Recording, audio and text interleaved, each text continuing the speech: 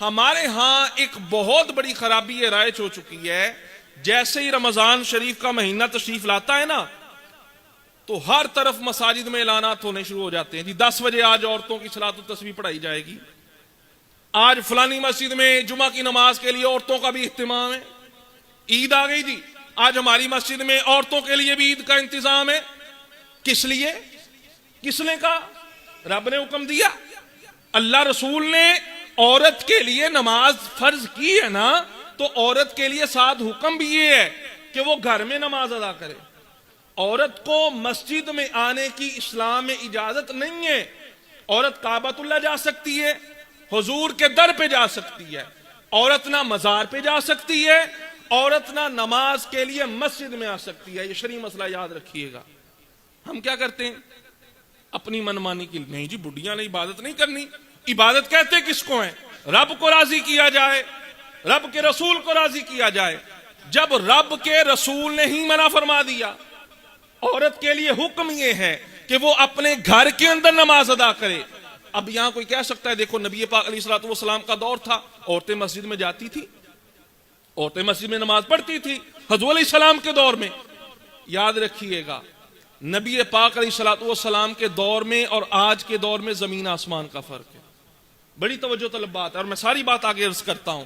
حضور علیہ السلام کے دور میں جو عورتیں مسجد میں جاتی تھی نا، ساتھ ان کے لیے چند شرائط بھی تھی، وہ شرائط بھی امت کو بتائی جائیں۔ عورت کے لیے حکم یہ تھا اس نے آقا کریم علیہ السلام کی مسجد نبوی میں آنا ہے، نہ عمدہ لباس پہنے گی، نہ خوشبو لگائے گی، نہ فیشن کرے گی، نہ بے پردہ ہوگی، نہ کوئی مرد ان کو دیکھے گا۔ ان قیودات کے ساتھ نبی پاک علیہ السلام کے دور میں عورتیں مسجد میں آیا کرتی تھی۔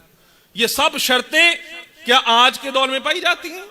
سب سے پہلے تو عورت سرخی لگائے گی، پھر پرفیوم لگائے گی، پھر اچھے کپڑے پہنے گی، سونا جا دوپٹہ لے گی، جی چلیے عیدی نماز پڑھیں، چلیے صلاۃ التسبیح پڑھیں۔ جب گھر سے نکلتی ہے اللہ کی رحمت نہیں لعنت برسنی شروع ہو جاتی ہے۔ نبی پاک علیہ السلام کے دور کے بعد جب جناب عمر کا دور آیا، عورتوں کو مسجد میں آنے سے جناب عمر فاروق اعظم نے منع کر دیا۔ جب عورتوں کے حالات کو دیکھا، فتنہ فساد کو دیکھا، خرافات کو دیکھا کہ عورتیں خوشبو لگا رہی ہیں، عورتیں عمدہ لباس پہن کے مسجد میں آ رہی ہیں، جناب عمر نے منع کر دیا کہ آج کے بعد کوئی عورت مسجد میں نماز ادا کرنے نہیں آئے گی۔ چند بڈیاں نکلیاں، حضور دی زوجہ اما عائشہ پاک رضی اللہ تعالی عنہا صدیق اکبر کی بیٹی، ان کے پاس گئیں کہ جناب عمر نے منع کر دیتا، حالانکہ اسی تے نبی پاک دے دور دے وچ حضور دے پیچھے نمازاں پڑھ دیاں نہیں ہیں۔ اب حضور کی زوجہ جناب عائشہ وہ کیا فرماتی ہیں؟ کسی کے ذہن میں یہ نہ آئے کہ حضور کے دور میں تو پڑھتی تھی، پہلے تو شرائط تھی، قیودات تھیں، اور جناب عمر کے اس فعل پہ جناب عائشہ صدیقہ سمیت جب جناب عمر نے یہ فرمایا نا آج کے بعد عورت کو مسجد میں نماز پڑھنے کی اجازت نہیں ہے، حضور کے سب صحابہ بیٹھے تھے، کسی صحابی نے کوئی اعتراض نہیں کیا، کسی نے نہیں کہا کہ حضور کے دور میں پڑھتی تھی اب کیوں؟ جناب عائشہ سے عورتوں نے کہا جب نبی پاک کے دور میں پڑھتی تھی عمر نے کیوں منع کر دیا؟ جواب سنیے گا جناب عائشہ صدیقہ کا۔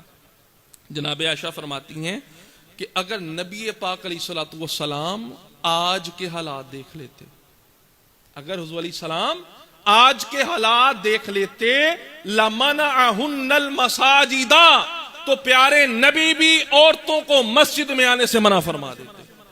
اور وہ دور کون سا تھا جس کے بارے خود حضور فرماتے خیر القرون قرنی، جو میرا زمانہ ہے پھر میرے صحابہ کا زمانہ، فرمایا سب سے بہترین زمانہ وہ زمانہ اور آج کا زمانہ دیکھ لو۔ اس وقت تو اتنی بے حیائی نہیں تھی، اس وقت تو اتنا فیشن نہیں تھا۔ جب جناب عمر نے اس دور میں منع کر دیا تو آج کسی مولوی کو کس نے اجازت دی ہے؟ جب عمر فاروق اعظم نے منع کر دیا کہ عورت مسجد کے اندر نہیں آ سکتی، اور پھر آقا کریم علیہ السلام کا میں آپ کو فرمان سناتا چلوں۔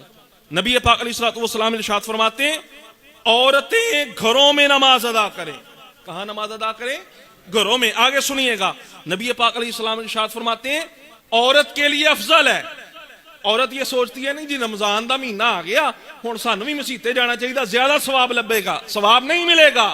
حضور فرماتے ہیں عورت کے لیے افضل یہ ہے وہ گھر میں نماز پڑھے۔ اور اگلی بات سنیے گا، بڑی خاص بات ہے، فرمایا عورت کے لیے گھر میں نماز پڑھنا افضل ہے. گھر میں ہوتا ہے سین، سین کے بعد ہوتا ہے کمرہ.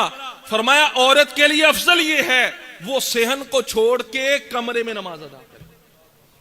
یعنی یہ اسلام کا یہ حکم ہے. بھائی کس نے اجازت دے دی کہ عورتوں کے جتھے سرے عام نکلیں، مرد بھی آ رہے ہیں اور عورتیں بھی آ رہی ہیں، اور جناب نماز پڑھ کے اکٹھے ہی واپس جا رہے ہیں؟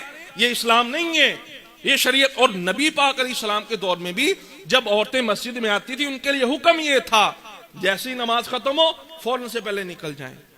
مردوں کے نکلنے سے پہلے عورتیں مسجد نبی سے نکل جایا کرتی تھی. اور نبی پاک علیہ السلام نے جب یہ ارشاد فرمایا، توجہ کیجئے گا، فرمایا عورت کے لیے گھر میں نماز پڑھنا افضل، گھر کے اندر سین ہوتا ہے، پھر کمرہ ہوتا ہے.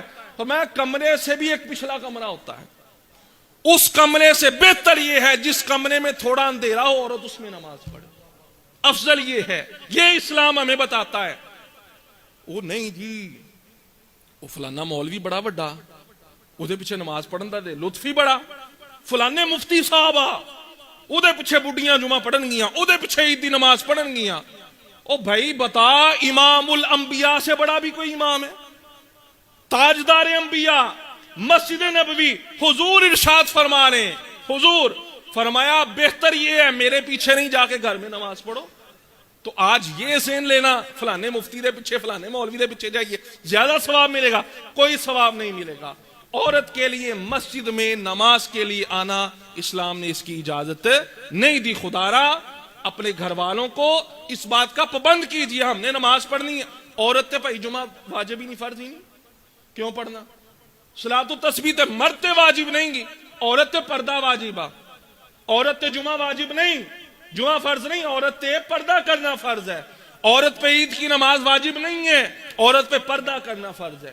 جو فرائض ہیں ہم نے ان کو بلا دیا اور اپنی منمانی کے لیے ہاں سیر و تفریح کرنی ہے اور کم کرو. مسجد کو بیچ میں کیوں شامل کیا جاتا ہے؟ تو خدارا اس بات پہ بڑی توجہ کرنے کی حاجت ہے. تو اس لیے ہم نے کام وہ کرنا ہے جس کام کا اللہ رسول نے حکم دیا. اچھا پھر کوئی کہہ سکتا ہے اج کل بھی ٹکوسلا چلیا او کی او مسیتے نہ بلاؤ بڈیاں نو، نال کوئی او گوانڈیاں دا کوئی پلاٹ آ کوئی میرج حال آ اوتھے بلا لو، اوتھے سپیکر لا لو. یہ کس نے اجازت دی؟ اصل بات مسجد میں آنے کی نہیں ہے. حضور نے فرمایا گھر میں، گھر دے وچ پھر سین نہیں، کمرہ، کمرے تو بھی پچھلا کمرہ. مقصد کیا تھا؟ مقصد تھا پردہ. اور مقصد یہ عورت گھر سے باہر نہ آئے بن سور کے، خوشبو لگا کے، عمدہ لباس پہن کے، زیورات پہن کے. مقصد یہ ہے، مقصد یہ نہیں کہ مسیتے ہونا یا میرج ہال چانا یا گوانڈیاں دے گھر آنا، یہ مقصد نہیں ہے. اصل مقصد ہے عورت کا پردہ کرنا. تو اس لیے یہ، اور پھر یہ کہا جاتا ہے عورت کی امامت ویسے ہی جائز نہیں. پھر کئیاں نے یہ پکھنڈ بنا لیا جی وہ بڈیاں دے وچ ایک بڈی کھڑی ہوندی ہے عورت وہی نماز کراندی. پہلی بات تو یہ ہے امام صف میں کھڑا ہی نہیں ہو سکتا. امام کے لیے شرعی طور پر اجازت ہی نہیں ہے. نمازیاں دی صافہ امام اگے ہوئے گا. اگر بغیر کسی ضرورت کے امام نمازیوں کے ساتھ کھڑا ہوگا مقتدیوں کے ساتھ، ناجائز ہے. تو یہ کہنا پہلے تے عورتاں دی جماعت ہی ناجائز اور پھر جناب نہیں وہ صف دے وچ بڈی کھڑی ہوئے گی، وہ تے ہور پٹھا کام ہے بھائی. تو اس لیے بھائی ان باتوں پہ غور کرنا چاہیے. کام وہ کرنے ہیں. رمضان کا مہینہ آتا ہے اس لیے آتا ہے کہ اللہ کو راضی کیا جائے، اس لیے نہیں آتا اپنے من میں جو آیا اس پہ عمل کرے. ٹھیک ہے؟ تو خدارا یہ رب کا مہینہ، رحمتوں والا مہینہ جو تشریف لایا ہے اس کو گزاریے. ہاں گھر والوں کو خوب تلاوت قرآن پاک کی آپ ترغیب دلائیے کہ آپ قرآن پاک پڑھیں، بچے بھی پڑھیں، گھر میں نوافل پڑھیں، عورتیں گھر میں اعتکاف بھی کریں. ثواب ہی ثواب ہے. گھر میں عورت رہ کے نماز پڑھے گی نا اس کو زیادہ ثواب ملے گا. مسجد میں آ کے آپ نماز پڑھیں گے تو آپ کو گھر سے زیادہ ثواب مسجد میں ملے گا. ٹھیک ہے؟ دعا ہے خالق کائنات کی بارگاہ میں ہم سب کو اس پیارے مہینے ماہ مبارک کی قدر کرنے کی، اس میں خوب عبادات کرنے کی توفیق عطا فرمائے. آمین آمین. واخر دعوانا ان الحمدللہ رب العالمین.